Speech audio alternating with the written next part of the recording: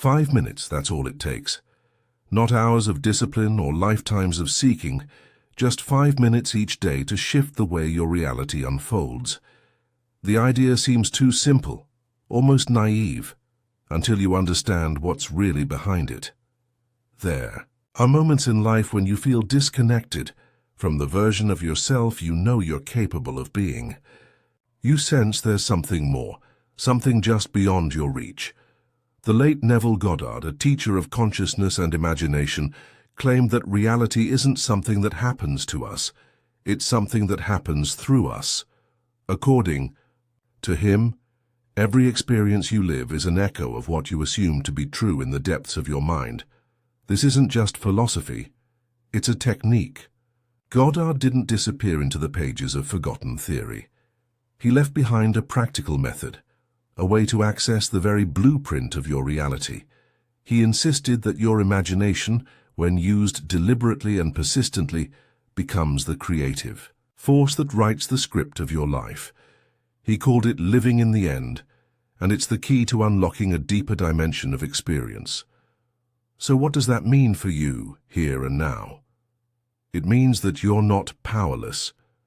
You're not at the mercy of external circumstances or buried under years of missed chances.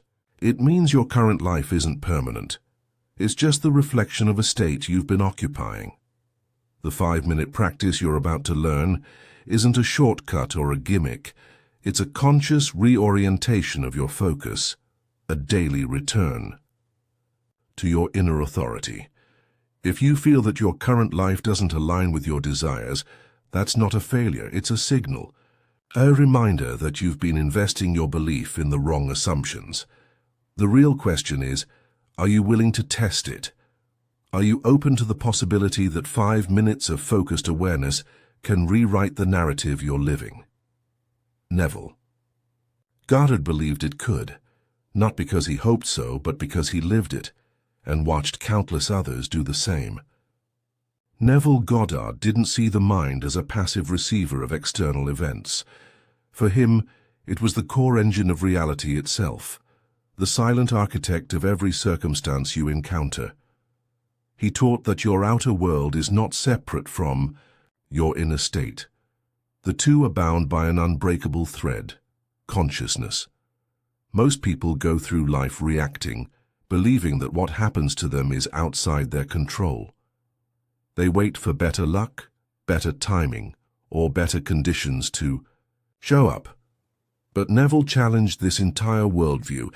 He claimed that your assumptions, repeated often enough, harden into fact.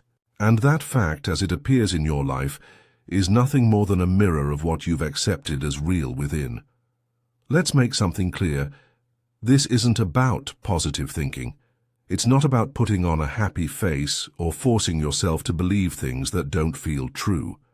It's about recognizing that your beliefs, especially the ones you're not even aware you hold, are generating the story you're living.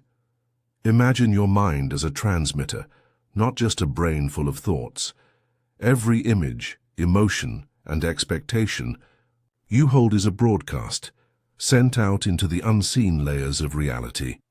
When your thoughts are fragmented or unfocused, the signal you send is scattered, unclear.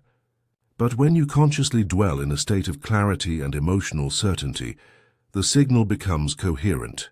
It gains power. It resonates. Neville explained this process through the concept of states. You're always occupying one. Wealth, health, love, these aren't things you chase, they're states you enter. The problem is, most people live in states of doubt, frustration, or limitation, and unknowingly return to them day after day. Then they wonder why nothing changes. But here's the truth. The mind doesn't wait for proof before it creates. It reflects what you expect, not what you want, not what you beg for, but what you assume to be natural. And you assume things based on the state you're in. So ask yourself, what are you assuming? What story have you rehearsed so many times that it became invisible, automatic? Because if you're willing to change that inner narrative, deliberately for just 5 minutes a day, you begin to tune your mind to an entirely different frequency. Neville didn't offer superstition. He offered responsibility, the kind that comes with realizing that you are and always have been the cause. Neville Goddard spoke often about a silent, invisible force connecting all things, a field of awareness where every thought, every assumption, every mental image lives and breathes. Though he didn't use scientific jargon, his descriptions echo what some researchers now call the collective consciousness or unified field. For Neville, the mind wasn't confined to the skull. It was infinite, and imagination was its bridge to that greater field. You might think your thoughts are private, sealed within your inner world. But what if they weren't? What if the images you create in your mind ripple outward, touching the unseen structure of reality itself? Neville believed they do. He taught that consciousness is the only reality, and imagination, when consciously used, is the instrument that molds it. He wasn't alone in this vision. While thinkers like Rupert Sheldrake introduced the concept of the morphic field, a subtle structure that records and transmits patterns across time and space, Neville described something strikingly similar decades earlier. He insisted that your inner world is not isolated, but intimately connected to everything around you. What you accept as real internally begins to echo across this invisible network. It's not magic, it's causality on a level we're not taught to understand. If you imagine with feeling, if you live in the state of the wish fulfilled, your mental act sends out a signal. That signal doesn't just stay inside you. It travels, aligns, attracts, influences. The field responds not to effort, but to assumption. Think of this field like a canvas, one that responds instantly to the strokes of your inner vision. The clearer your intention, the stronger the imprint. Neville described this as entering the state. When you enter it fully, not just mentally but emotionally, you leave a mark on the very fabric of what we call reality. This means your thoughts aren't trivial. They're creative forces. Every repeated fear, every unchallenged belief, every imagined outcome, these are not just personal echoes. They're inputs into the greater field that shapes experience, and the field doesn't judge. It doesn't distinguish between what you desire and what you dread. It simply reflects what you persist in assuming. That's why Neville emphasized consistency. Not effort, not struggle, but consistent alignment with the inner state of the life you wish to live. You are already connected. The question is, are you choosing what you send into the field? Neville Goddard didn't believe in passive wishing. For him, imagination was not daydreaming. It was a tool of intention, and when charged with belief and emotional conviction, it became transmission. Not metaphorically, but literally. He claimed your inner world is constantly broadcasting, and that broadcast is what the world reflects back to you. Most people think they need to act more, do more, push harder. But Neville flipped that entire logic. He taught that what truly changes outcomes isn't physical effort, it's inner certainty. It's the depth of feeling behind the image you hold. The clarity with which you assume your desire is already yours. That assumption, lived as if it were true, becomes the frequency you emit. Imagine this. Your mind is a signal tower. Every assumption you carry, especially those paired with strong emotion, is a message, a vibrational imprint sent into a field that organizes reality around it.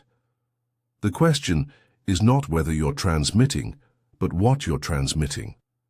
The moment you slow down, become still, and direct your awareness inward, you shift your entire point of contact with reality. Neville called this the entrance into the imaginative act. It's not about visualizing in a vague, casual way. It's about entering the state of the wish fulfilled with such intensity that for those few minutes it feels more real than your current life. To him, This state was sacred, not because of mysticism, but because it was effective.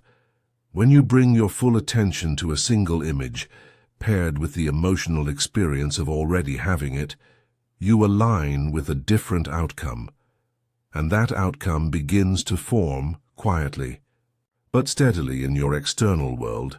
Neville warned, don't beg, don't ask, don't plead, assume, feel, live it within. That's the transmission. If you send a signal of lack, fear, or doubt, that's what returns.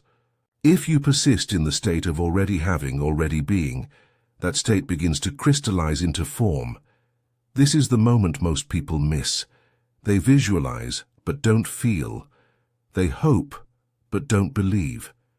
They act externally, while remaining internally unconvinced. But if you reverse that, if you anchor yourself in inner certainty for even a few focused minutes a day, the transmission shifts, and once that signal is clear, reality, by its nature, begins to answer. Neville Goddard's technique wasn't designed for long rituals or hours of meditation. It was simple, direct, and practical. Just 5 minutes. But not 5 ordinary minutes.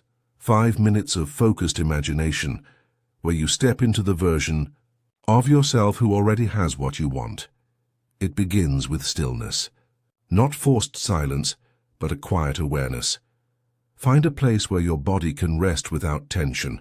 Close your eyes, not to escape the world, but to turn fully inward. Let the breath flow naturally. As it moves, it clears a space in you, a space where thought softens and inner vision sharpens. Neville called this the gateway, the point where outer noise fades and inner authority takes the lead. You're not meditating to relax. You're positioning yourself to create. Once centered, define your desire. Not vaguely, not with scattered hopes. Be exact. What do you truly want? A shift in your relationships? A new opportunity? A deeper sense of peace? Don't think about how it will come or when. That's irrelevant. Focus only on what the end result feels like. Now see it. But more importantly, feel it. Imagine in rich sensory detail the scene that implies your desire is already fulfilled. If it's a new job, picture the desk. Hear the voices congratulating you. Feel the weight of the first paycheck. If it's love, imagine the shared laugh, the comfort of presence, the quiet certainty that you are chosen. Neville emphasized that emotion is the fuel. Without it, the image is hollow. You must feel the reality of the wish fulfilled, not just as a thought, but as an embodied truth. These moments are not fantasy. They are rehearsal. You are teaching your body, your nervous system, your subconscious, this is who I am now. Then comes the release. Project this state outward, not by force, but by surrender. You don't need to chase results. You only need to sustain the assumption. See the light of your desire radiating outward from you, effortlessly. It expands into the unseen, where the mechanisms of life respond to your internal shift. And finally, gratitude, not as politeness, but as confirmation. Give thanks. Deeply and sincerely for something you now possess, not as hope, not as wish, as fact. Gratitude closes the loop. It seals your intention with conviction. Neville was clear. Repetition strengthens the signal. Return to this 5-minute practice daily, not with pressure but with trust. With each session you reinforce a new identity, and the world around you begins to reflect it, sometimes subtly, sometimes dramatically. 5 minutes, one scene, total immersion. That's the work. That's the magic. Change doesn't always arrive like a lightning strike. Sometimes it begins as a quiet shift, a subtle but persistent rearrangement of the world around you. Neville Goddard understood this intimately. He often reminded his students that transformation starts within and only reveals itself externally over time. Take someone who for months has felt invisible in their own life. Their work feels mechanical, their relationships distant, their sense of joy dulled. They begin the 5-minute practice, not expecting miracles, but simply curious. They sit down each day and imagine themselves respected, confident, fulfilled. Not just thinking about it, they feel it, live it in their mind as if it were already true. At first, nothing outside changes, but inside, something stirs, a sense of calm, a growing clarity. And then, slowly, the external begins to reflect that new internal stance. Co-workers who once overlooked them start to ask for input. Their voice is heard. Their presence begins to carry weight. It's not magic, it's resonance. They are no longer acting from the old story. They've entered a new state, and the world can feel it. The same applies in relationships. Where there was once tension, assumptions shift. The person practicing no longer imagines conflict. They imagine ease, connection, understanding, and then it starts showing up. Conversations soften. Encounters feel lighter. It's as if something invisible has moved, and in truth it has. Consciousness has changed, and with it reality bends in response. Neville taught that we do not attract what we want. We attract what we are conscious of being, and the 5-minute technique is a daily rehearsal of that being. A quiet moment of becoming. Over time, the internal rehearsal turns into external reality, not because we forced it, but because we stopped resisting it. The transformation isn't loud. It's not always dramatic, but it's undeniable. A life that once felt heavy begins to feel aligned. Opportunities appear. People respond differently. And the most powerful change of all, the person now sees themselves as the cause, not the effect. This is what Neville meant by living in the end. Not living in fantasy, but living in faith. The daily practice becomes a ritual of return to the version of yourself who already lives the life you once thought was impossible. And, from that place, reality has no choice but to catch up. As the days pass and the 5-minute practice becomes second nature, something begins to unfold, subtly at first and then undeniably. The world doesn't suddenly flip upside down, but it does start to respond differently.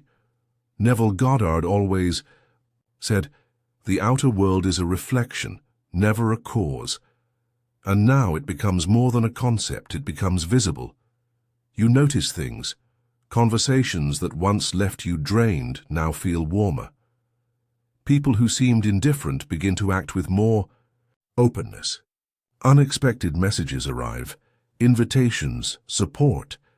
It's not because the world is suddenly nicer, it's because you're no longer showing up as the person you were before. The state you occupy within begins to color your presence. That quiet, confidence you've been practicing in imagination begins to show in your posture, your voice, your energy. People sense it. They respond to it. Neville explained that everything in life is a mirror, faithfully reflecting the assumptions we hold about ourselves and others. And the beauty of it is, this change isn't dependent on effort in the traditional sense. You're not manipulating people or forcing outcomes. You're not doing more. You're simply radiating a new version of yourself, and the world bends around it. Workplace dynamics shift. What once felt like pressure starts to feel like purpose. Conversations become opportunities. Resistance softens. New ideas are welcomed. And all of this begins with the invisible shift of identity that happens in those 5 minutes of focused creation each day. Even in personal life, what used to be friction, arguments, misunderstandings, disconnection, starts to dissolve. Why? Because you're no longer approaching others from a place of fear, doubt, or lack. You're relating from a state of fullness, of stability, and it shows. It's almost surreal, watching the world realign without having to chase or force it. But that's exactly what Neville taught. The external reorganizes itself to match the internal. Once the self-image changes, so too does everything else. Inner peace becomes the baseline, not because the world has become perfect, but because your alignment with who you want to be is no longer a distant dream, it's your emotional home. And that state, once stabilized, becomes magnetic. You begin to realize that nothing was ever out there to fix. It was always about assuming the feeling of the life you wanted, and letting that assumption draw its reflection to you. Belief isn't just helpful, it's the engine. Without it, even the most detailed visualization remains a hollow gesture. Neville Goddard taught that faith is not blind, it is imaginative certainty. It is the quiet conviction that what you assume within will find its expression without, not someday, but inevitably. This is why the practice works. Not because it manipulates reality, but because it aligns you with it. Every time you commit to those 5 minutes of conscious assumption, you're placing a vote, not just for your desire, but for the version of yourself who knows it's already done. It's not about forcing belief either. Neville didn't ask anyone to convince themselves of something they didn't feel. He invited them to feel it real, to immerse in the state, until belief became natural, automatic. He reminded his students, the world is not separate from your imagination. It is born from it. The moment you embody the outcome, not hope for it, not long for it, but live it internally, it begins to materialize. Not because you deserve it more, but because you finally match the frequency of its reality. People who begin this practice often do so cautiously. They want to try it out. But something happens when they begin to see results, not always dramatic but unmistakable. A phone call at the right moment, a breakthrough in something that once felt blocked, a chance meeting, a small sign that says something's moving. The power isn't in the signs, it's in what they reflect. They show that belief has settled, that the inner state has shifted. And once belief becomes stable, the changes begin to compound. Over time, this isn't just a tool you use, it becomes a way of being. You stop chasing life and start creating it from the inside out. You begin to understand that every moment is an opportunity to assume something new, something better, something that serves the highest version of who you are. This is what Neville meant when he said, "The world responds to the arrangement of your mind. The moment your internal world is reordered, the external has no choice but to rearrange in kind." So if you've come this far, it's not by chance. Maybe something in you has always suspected that life could be different, that you could be more, not through struggle, but through stillness, through belief, through presence.